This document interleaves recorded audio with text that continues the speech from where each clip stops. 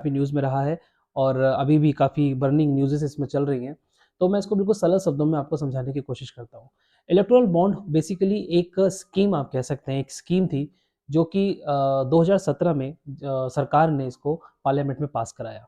और ये एक ऐसा बिल था जिसके बारे में अगर हम मैं आपको इस तरीके से समझाऊँ कि कोई भी पार्टी, कोई भी पॉलिटिकल पार्टी को जो चंदा मिलता है, इसको आप चंदा समझिए, जो भी फंडिंग मिलती है उससे संबंधित ये एक स्कीम थी। इस स्कीम में क्या था? देखिए समझिए ध्यान से। 2017 से पहले किसी भी पॉलिटिकल पार्टी को जब कोई कंपनी या कोई पर्सन या कोई व्यक्ति चंदा देता था, तो 20,000 रुपए तक की तो ये लिमिट होती थी कि 20,000 रुपए तक, अगर मान लीजिए मैं एक व्यक्ति हूँ और मुझे पार्टी एक्स पसंद है और मैं इसमें चंदा देना चाहता हूँ, कुछ डोनेशन देना चाहता हूँ। तो अगर मैं सिर्फ 20,000 रुपए तक दूँगा तो मेरा नाम, यानी कि मेरी पहचान, पार्टी को बताना या दिखाने की कोई ज़रूरत नहीं थी। लेकिन अगर मैं 20,000 से ज़्यादा किसी भी पार्टी को, यानी कि पार्टी एक्स मैंने एग्ज़ाम्पल में लिया है, अगर मैं पार्टी एक्स को 20,000 रुपए से ज़्यादा का डोनेशन देता हूँ, तो लोगों को, यानी कि जो भारत की जनता है, उनको ये जानने का पूरा अधिकार है कि जो डोनेशन दिया गया है, मान लीजिए मैंने 1 लाख रुपए डोनेट किया पार्टी एक्स को, तो लोगों के पास ये राइट था, राइट टू इन्फॉर्मेशन के तहत, कि वो ये उस पर्सन के बारे में जान सकते हैं जिसने किसी पार्टी एक्स को अमाउंट दिया है, वो कौन है और कितना अमाउंट दिया है। ये सारी डिटेल 2017 से पहले आरटीआई के अंतर्गत थी। लेकिन 2017 में क्या होता है कि एक स्कीम लाई जाती है मनी बिल के अंडर में, और इसको बोलते हैं इलेक्टोरल बॉन्ड। इसमें क्या था? देखिए, इसमें सबसे बड़ी चीज़ जो थी वो ये कि मान लीजिए जैसे मैं कोई कंपनी का ओनर हूँ या एक सिंपल सिटीजन हूँ और मैं मान लीजिए पार्टी एक्स को पैसा देना चाहता हूँ।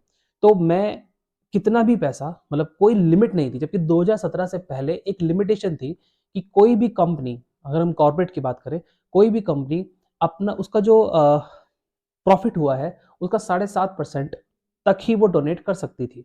यानी कि इसमें क्या था कि चाहे कोई बड़ी से बड़ी कॉर्पोरेशन, बड़ी से बड़ी कंपनी क्यों ना हो, वो अपने प्रॉफिट मार्जिन का 7.5% जो है वो डोनेट कर सकती थी, उससे ज़्यादा वो नहीं कर सकती थी।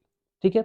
लेकिन इलेक्टोरल बॉन्ड में ये क्लॉज डाला गया कि कोई भी कॉर्पोरेशन कंपनी या कोई भी कॉर्पोरेट कंपनी किसी भी पार्टी को कितना भी पैसा दे सकती है और इसकी कोई लिमिटेशन नहीं है, नंबर एक। दूसरा, उसकी जो पहचान है, जिसने वो डोनेट किया है वो पैसा पार्टी को, उसकी पहचान जो है वो सीक्रेट रखी जाएगी, यानी कि उसको गोपनीय रखा जाएगा।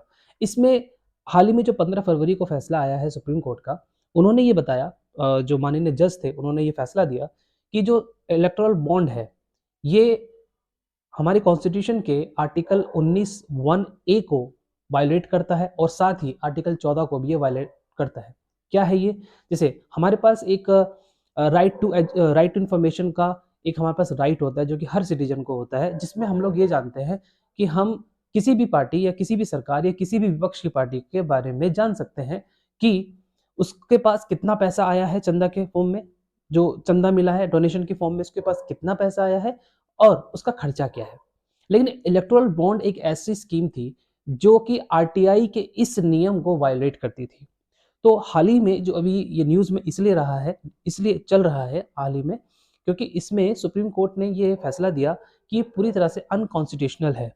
क्योंकि भारत के नागरिक को ये जानने का पूरा अधिकार है कि कोई पार्टी जिसको पैसा दिया जा रहा है, जो पैसा ले रही है डोनेशन की फॉर्म में, वो पैसा कौन दे रहा है और कितना दे रहा है।